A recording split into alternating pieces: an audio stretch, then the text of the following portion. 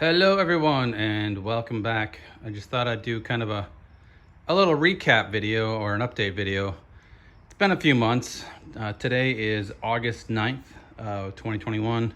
So I really haven't touched the F1 probably in the last 2 months, 2 or 3 months, since probably June, July. So nothing's really changed. I just have the front end just mocked up on it. The cab's mocked up in location. The bed is just kind of sitting on there. So this is probably the last place you saw it. I was trying to get the front end lined up, get the cab lined up on the Explorer chassis. Haven't really finalized the location of the cab on the Explorer chassis yet. That's probably the number one hurdle that's holding me back. Is I want to make sure I get this cab centered on the chassis. I want to make sure it's level. I want to make sure it's front to back located well, so they got the tires in the wheel well and the fenders. I just want to make sure all that's done correctly, so I'm not going back and having to cut stuff out and redo it. And so I'm taking my time. I'm going a little slower. The last thing I think I did was I ended up welding the lower frame section on here to get a bumper on it. And this frame member sticks great through that lower head panel. This one, unfortunately, is a little bit off out to the passenger side, so I need to figure out what I did wrong or what's wrong, if this thing's not square, if it's a little bit out, like twisted out a little bit when I weld it together. So that's gonna happen. Obviously you can see I got the rear core support in here. I took out the old 5.0 clutch fan, and here's a bunch of parts that I have for it. So got a lot of new parts from AMD Automel Direct, which is pretty cool. They're relatively inexpensive parts. They're not high quality parts, but they're decent parts for the price. Stainless steel hardware, so when I put the fenders back on the bed, I got that. And for the front fenders, bolting to the inner fenders, I got a bunch of stainless steel fasteners for that. Got the 2 stake pockets, new rear stake pockets for the bed. This little fender here, what I'm going to do is I'm going to end up having to cut that in half and make 2 little fender tubs out of it. Because if you remember, when I put the bed on top of the Explorer chassis, you can see how close that tire is to the bed. So that tire is like right up next to the bed. So any swelling whatsoever, that tire, it's gonna hit the bed. You can tell it's gonna hit the bed just by looking at it. So I'm gonna cut out the sides of the bed. I'm gonna cut this out and put that wheel tub on the inside of the bed, so tires don't rub the bed. And again, I don't know how people make this stuff work, because there is no way you can put these things on without rubbing against that bed, because it's gonna hit both sides when that bed gets dropped without cutting out. Like I said, I'm just gonna cut out a little hoop or a little bump, cut that in half, and then get a piece of sheet metal, finish the inside of it so that it's nice and flush on the inside. I did finish the bed, finished welding it when I cut it, cut 11 inches out, cut those out of each side. I finished welding it all together. I just gotta clean up the weld a little bit, do some body repair, and then probably primer it so it doesn't rust. And it doesn't look horrible, but definitely could need a little bit of body work to make it nice and look pretty and perfect. So that's where that is. And then you probably did see I have 2 sets of running boards here. These are the ones that came with the truck when I bought it. As you can see, there's a lot of rust holes in it. Both sides are pretty bad. And I picked up these from a local guy about an hour away in Wisconsin. The only problem is where those little diamond plate, skid plate pads are. It's rusting through. So like right here on these 2, it's rusting through on these 2 right there. So I'm either gonna find some good metal on these 2 to cut out, use as patch panels to fill these ones in, or find somebody who's really good at bending metal that could bend that pattern and replace it.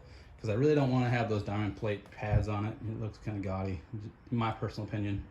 Somebody else might like it. I don't think I like it. Anyhow, that's where I'm at. One of the other reasons why I've been kind of not on this project very much is I also have a 2003 Subaru Outback that just blew the head gaskets on. It was overheating on me, and I picked up a couple spare motors. This is one spare motor out of a 2009, had like a rod bearing spun, so that bearing's bad on that one. Crank might need to be redone, not quite sure. But then I have this case here, a Subaru case that I took to the machine shop. They had cleaned all up for me.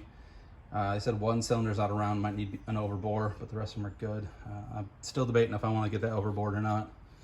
And then the crank, and then the miscellaneous parts all around here, pistons that came out of it. I got a whole box full of new parts for the Subaru. So I got new pistons, water pump, timing set, everything ready for that Subaru motor to go in my 03 Subaru. It's kind of my backup car. It's kind of been my my winter beater.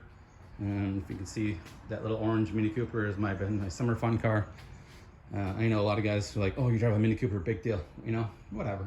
Some guys might like it, some guys don't. To me, that thing is a go-kart for the street. It's freaking fun as heck. Back to this thing. So what I plan on doing is jacking it up and putting it on these wheel dollies I picked up at Harbor Freight, so I can move this thing around. And you know, if I need to move it, because right now it's pretty much been sitting in the garage here for about almost a year, just sitting there. So I want to put up on the dollies, but the only problem is the front fenders, you can see, are held up by the jack stands. So I'd have to take the whole front end off to put the wheel dollies underneath it so I can move it around. And I don't have a lot of space, because right here, that's where my Mini parks. And then right here is where my wife parks. Obviously that's a spare cab and a kind of a makeshift workbench I got from the Subaru motor. More Subaru parts over here. So yeah, my garage is kind of a mess. I got things all over the place, but this is kind of an update. The one thing I wanted to do, I really want to get this cab located, because everything is based off where that cab is. So that wherever that cab goes, tells you where the front fenders go, where the running boards go, and the running boards will locate where that rear fender is. So it's going to be all dependent on that thing. But what I can do is I can play with this bed a little bit. I can finish up. I didn't finish welding that side. I need to tack weld a few more tacks in there and then finish grinding and cleaning up. But I do need to replace these stake pockets, because this one, horrible. It's got a big dent in it there, rusting. Somebody decided to weld some angle iron to it. Obviously on the bottom, getting rusty and crusty. I want to replace that, because I do have a new rear cross member that I'm going to use. And this stake bed this pocket's not so bad, but again, guys, somebody welded on some angle iron onto it, and it's not horrible, but I got new ones. You can see the seams coming apart here, so I got new ones coming, or I do have new ones that I'm going to put on. So I just got to go through and drill out all the tack welds that hold the stake pocket on. There's a couple on the side here, and then there's a couple underneath on that lip that are holding it onto the angle of the bed. So that's what I can do. And then also the studs that hold on the rear fenders in these holes. If you remember, I cut those out. The old studs were bad. The threads were gone. There's nothing left of them. So I cut them out, drilled them out. The holes are round, as you can see, kind of to the most point. They're round, that one right there. And these studs that I have right here, stainless steel studs, have like a square, kind of a square head to them. So I need to get a little file and make those holes square so the studs can go through, so this head will fit flush against the bed. And then what I'm going to do is, once I get them in, I'm going to tack weld them on the back side here a little bit, so they'll hold in place, stay in place to tack weld into the bed. So then I can just bolt it on, because you can kind of see it here. So once it gets through, I'm going to tack weld it to the bed there, so it's not going to move. And there's no welds on the inside of the bed, which, you know, so you don't see that. So it looks clean in there. So that's the update. Again, all these parts, still got to go through them. I think I have everything I need. I have the front fenders. They're in pretty decent shape. I did buy a new header panel. That big long box here right there is a new one of these, because this one's got a huge crack in it here and a big gouge in it there. So I was like, then there's crack there. I'm like, I can go through and try welding all that. Rust hole there, another crack there. I was like, I could go through and try to weld and patch that one, but it was, you know, I think under 200 bucks off of AMD, so it's not bad. I definitely have to do some body work on the fenders. Fenders are kind of body putty. This is old body filler in here that needs to be taken care of. Obviously the back of the fenders, where it mounts to the running board, that'll definitely have to be repaired and replaced. I know some places sell repair patch panels for the front fenders here, but I haven't found any place that sells repair panels for the back fenders on the front where the running boards mount to the back fenders. So I'm gonna have to, you know, either make some or have somebody I know that's really good with metal forming make me some patch panels for that fender. And these fenders are not in the best shape. That flange, like on the inside, there's a flange where the bolts mount to the bed. That flange is rusted and crusted, and the holes where the studs go through are super huge and rusted out. I mean, it's just, they're just a mess. So the flanges might have to get repaired. Kind of can show you here a little bit, but a lot of these holes are really big, and yeah, needs a little bit of work. Maybe this one's gonna need a repair panel on the front too as well.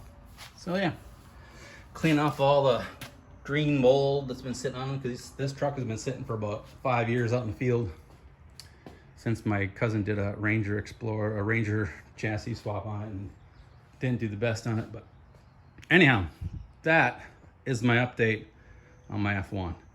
So hopefully in the next couple of weeks I'll have time to work on the bed, and I'll get enough balls and courage to get this cab located where it needs to be, where I want it, where the tires fit, where I'm comfortable with it, and start welding that thing in and have it solidly mounted to the Explorer chassis. That's the big thing. So wish me luck, guys. Again, that's the update on the F1. I apologize, I haven't done a lot of videos lately. I've just been so busy. It's summertime now, and you know, with COVID last year, we didn't have a lot of things to do, and this year restrictions have loosened up a lot, and I was able to do a lot more things. I have a second job, so I'm pretty busy during the summer. And we got yard projects, we got dogs, we ended up fostering some birds. Long story short, we got birds now. And yeah, now I have a Subaru to work on, so I got lots of things going on and not a lot of time to do it. So hopefully the next time you see a video from me, you'll see me taking either the front end off of this and trying to get that cab finally located, or I'll be working on the bed, getting those stake pockets done, and getting those studs for the fenders welded into the bed side. So that's where we're at, guys. I hope you're all having a great summer, having a great time, and we'll catch you guys soon.